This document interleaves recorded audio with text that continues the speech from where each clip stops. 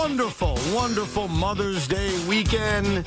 Hopefully you treated your mom with love and class and you had a damn good time. It was not a good weekend, though, for the New York Knicks. They lost on Friday night in heartbreaking fashion. And then yesterday, I still don't know how to describe yesterday. Yesterday was an ass whooping.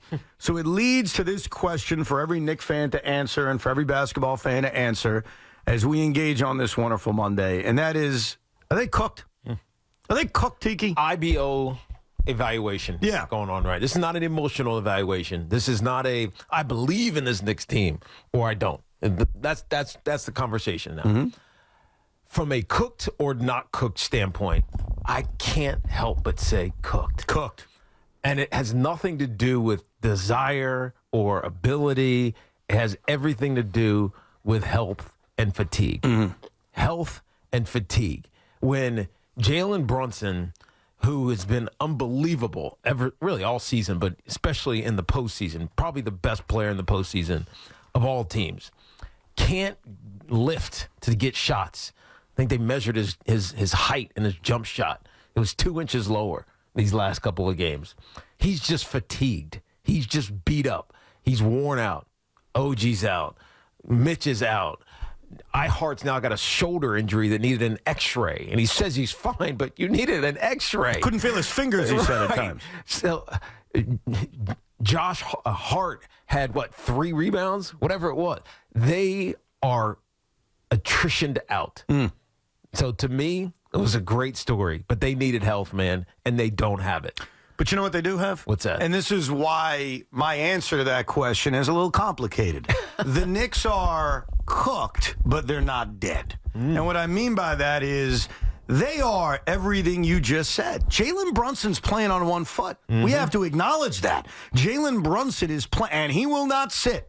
He will fight through the pain. He will fight through the injury, and he'll give you everything he's got, like we saw in Game 3 when he's hitting a step-back 3 to tie the game. And unfortunately, because the Knicks couldn't grab a rebound, it allowed Earnhardt to hit the shot that broke their back, and then Jalen's kind of begging for a foul on the final possession. But you saw the heart and the will that he has. Right. That's never in question. That's never in question. Really, for anybody on this team, none of that is in question for me. So they are, yes, their best player is playing on one foot. That is true. Yes, OG Anunoby is not walking through that door, their best perimeter defender. That's true. Yes, Ihart, who, remember, had the Achilles issue he was playing through all season, is now dealing with a shoulder injury. Sure, that's true. Yes, Josh Hart, up until recently, was playing 48 minutes every single game, is probably worn the bleep out. All that's true. But all the Knicks need to do, as cooked as they feel, is protect home court. All they need to do is find a way to win 2 more basketball games. And that's the part where I can't say they've been fully filleted. Right, but because I think they can win 2 more basketball games despite everything I just said and despite what you just said. Look, I know, but when we went into the weekend, it was all the Knicks got to do is win 2 of 5. Yeah, I get you. And they still need 2. And now it's 2 of 3, yes. And there's only 3 left. And I think, unfortunately, the Indiana Pacers at the beginning of this series, so go back pre-game 1, at the beginning of this series, their pace and their style actually worked against them. I think because they don't rebound. They're one of the worst rebounding teams in the NBA. So they're going to chuck up some shots. They're going to try to, get volume, overwhelm you. But when they miss, you can dominate them, especially if you dominate the boards. So that pace can be detrimental because you're not always taking the best shot, right? But now that we're 4 games in, soon to be 5, that pace, which they've been doing all season long, it's actually flipped to their benefit. Especially because they can run the Knicks out of the gym. And they literally did it last weekend or a game ago. And now with all of these injuries, their pace plays right into their hands. No, I understand that. I remember saying to you a couple of days ago, the longer this series goes, the more difficult it's going to be for the Knicks because it's a war of attrition. Yes. And right now, there's no doubt they're shorthanded. But I think what is kind of misguiding all of us is a little emotion. Now, I don't think you have it. Nope. I think you're being a very good IBO. But I think the Knicks fan is emotional because of something I heard Loogie say when he was on the air Saturday, and even something I said on Friday. This is something we actually agreed on, that most Knicks fans agreed on. And you know what that was? Which was? This team won't get blown out. Say what you want about the Knicks. They may lose a tough game. Yes. They won't get blown out. And the reason I said that, very different than Loogie. Loogie's emotional. They're dudes and they're dogs. The reason I said that is because I hadn't seen it. Mm-hmm. It had been such a long time since we saw the Knicks thoroughly outclassed and destroyed on the floor. Yeah. And I'm a man of logic. I'm a man of show me. And so even going into game 3 over the weekend, I was saying it to Beningo when he was here Friday, you may not win, but you won't get outclassed. You won't get blown out. And they didn't on Friday. Right. It was a close game. Hell, they should have won. They should have won that game. They could have won that game. Absolutely. And I think most Knicks fans left that game thinking, see, look, we're dudes. We fight. We never give up. And what happened yesterday was a disaster. And it was a disaster on a lot of levels. It can't be defined by one thing. First of all, they shot 34% from the field. Just to put perspective on this, the New York Knicks have shot well above 40% in every game they've played in the postseason. Not on Sunday. They shot 34% from the field. They shot 19% from 3. They were terrible. Yeah, meanwhile. They couldn't make a shot. Meanwhile, the Indiana Pacers shot 57% from the field. But you know what the difference is? You're right. Indiana shot 57% from the field, but they also shot 52% in game 1, 52% in game 2, right. 44% from 3 in game 2. Right. Like the Pacers are a dynamic offensive team. They're going to make their shots. But what we hadn't seen in the postseason until Sunday was this just absolutely abysmal, pathetic performance. And I hate to say that, but I'm going to be the bearer of good news. Bleep happens. It's one game. And so I think what happens to one game, good and bad, is we overreact to it. And so because they looked so bad in game 4, there's this thought of they're cooked, they're done. Yeah. Or they just had a game that was coming to them because they hadn't had it in months. Well, is that not possible? But I don't think this is a law of averages is going to give you a bad game. Because if that was the case, I would agree with you. To me, this feels like there's nothing left in the tank of the guys that are on the court, and the guys that are on the court aren't good enough because of the guys who are missing. OG, who you mentioned, and Mitch, who we talk about. Hart, who's banged up. They're compromised. Josh Hart even saying, man, have nothing in the tank. This is Josh Hart. This is the guy said we don't have to worry about. No, he was excusing or trying to explain what happened in game 4. I understand. He said, that. I'm an energy guy. I didn't supply the energy. That's called owning why the team failed. I agree, but why did he not supply the energy? It's not because he didn't feel like it. It's just because he didn't have it. Yeah, but here's where I differ on this. And look, I want to see the Knicks meet their hell. Obviously, I want to see them meet their destruction. I come from a standpoint where I'd love for this to be your end. But the reason why I can't rationally say that today is because it was one bleeping game. Yes, this is true. Now, if you tell me tomorrow night at Madison Square Garden, the Knicks shoot 38% from the field and they're running on fumes, I know it then would be obvious, but then I'd say, wow, you're right, man. They were cooked. They were completely cooked.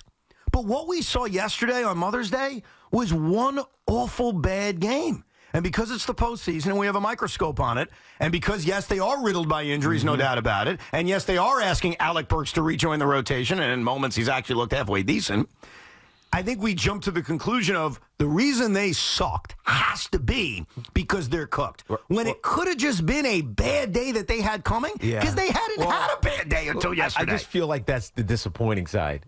This team, and Knicks fans will agree with this, felt immune to that. I think I said this on Thursday before I had a day off. On Thursday, you looked at the team and said, yeah, they might lose this game on Friday, as you mentioned as well with Joe. But they're not going to be inept. Right. Just because they don't do – this team feels immune to that. I'm trying to think of the last game, even going back to the regular season, where it just was like a no contest. There just wasn't a lot of those this year, and especially not in the postseason. With all the minutes that all these guys were playing, it never showed up. And then all of a sudden it shows up because they're short on their bench. They're playing guys who just haven't been playing, who I guess you trust because you have to, and it looked bad. And it's not changing for Game 5, right? There's no reinforcement coming. Hart's not all of a sudden getting healthy. His shoulder's not going to Maybe he gets a shot in his shoulder. Who knows? Right? Jalen Brunson's ankle isn't going to feel better. The hamstring of OG is not going to miraculously be healed because he got extra therapy work on it. There's no rescue coming, and that's what makes it feel cooked to me. Now, did they defy that? Sure. But being an independent observer, what we saw on Sunday, it doesn't feel like. I'm going to be honest with you because you asked a question, and I thought the same thing yesterday, and that was, when was the last time the Knicks were completely outclassed? Yes. When was the last time they were non-competitive? And the one thing you've got to be careful about, and I did this yesterday, is not just look at the final score. Okay. Because the game in Denver against the Nuggets, where they lost by double digits, they were actually competitive in. Mm-hmm. The game in which they ended up getting, quote-unquote, blown out by Atlanta, it was a terrible fourth quarter that really led to it. The last time they were ultra non-competitive was a game I was actually at. It was a game at Madison Square Garden against the New Orleans Pelicans on February 27th. Oh, I remember that game. And the reason they were outclassed and non-competitive is because Jalen didn't play. Right. And I remember sitting down at the Garden that night with a buddy of mine who's a big Pelican fan saying, boy, I picked a good one to go to. I remember this. This will be non-competitive. And I'm telling you, if you go through their other losses, and you got to be careful because you can look at the final score and you see 113-100 against Denver. But if you remember that game, they were competitive. Mm-hmm. Yesterday's game was over from the beginning. From the beginning, which made it easy on Mother's Day, right? To say, oh, Mom, I won't watch the Knicks. It's very, very easy to kind of do that because you knew 10 minutes into the game it was over. My parents were over, and my dad says to me, it's basketball, Evan. I said, Dad, you're right. A lot of times it is basketball. They'll catch back up. Not today. No. Not today. And you knew that. And so here's the point.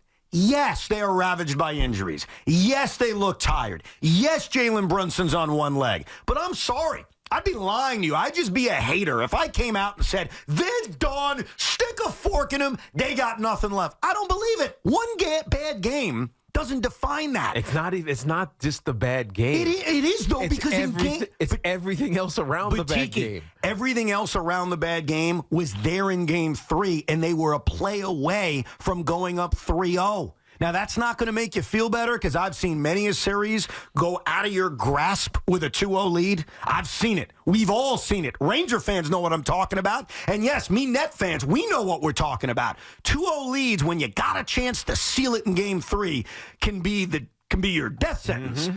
But my point is, one game, not even 48 minutes, because Tom Thibodeau eventually said, we're done. Half a game is not enough to come to that conclusion. And here's the other thing. And I respect the Indiana Pacers, and I respect Rick Carlisle, and I respect Tyrese Halliburton. But the one thing I don't trust about the Indiana Pacers is to win in this building, is to walk into Madison Square Garden, play a tight game, and beat the New York Knicks. They did it in Indiana. I give them a lot of credit for Friday night. They made plays. Of course. They own the offensive glass, which is probably the main reason down the stretch why the Pacers were able to get multiple opportunities, and Nembhard hit the game-winning three. And there was a huge defensive play in the game, too. Let's not forget the Miles Turner block/goaltend, however you want to define it. But I don't trust them to win at Madison Square Garden. And the thing the Knicks fan has to keep in mind is they got to beat you in your building. They haven't done that yet. No, you're right. So cooked. You're not wrong. Cooked. Yeah. To me, it looks like they are just wiped. Just wiped. And they're not at the end because they're not a quitting team. I'm not saying they're cooked because they're quitters. I'm saying they're cooked because they physically don't have it. That's different than not being able to do it. But when you look at them, and again, this is not emotional. This is not anything to do with what we've seen the Knicks do in the past or what I believe is in the heart of Jalen Brunson or Josh Hart or Dante or whoever. It's none of that. Not even Coach Thibodeau. It's none of this. It's from watching it from 30,000 feet. Looking at that team after everything that they've been through, it feels like they are just cooked. They don't want to be, but it feels like they are. Toll-free numbers 877-337-6666. We'll get to your calls next. We'll hear from the King Dog himself, Tommy Lugauer. He will answer that question. Are they cooked? Plus, we got a lot to do. We'll check in on the baseball teams. The New York Rangers are playing a game tonight in which if they win, they move on and everybody's happy. But if they lose, Panic City may enter the other side of Madison Square Garden. Plus, we'll find out this hour if Mike Breen turned heel on Knicks fans yesterday afternoon. We'll explain. Evan and Tiki here on The Fan live from the Town Fair Tire Studios.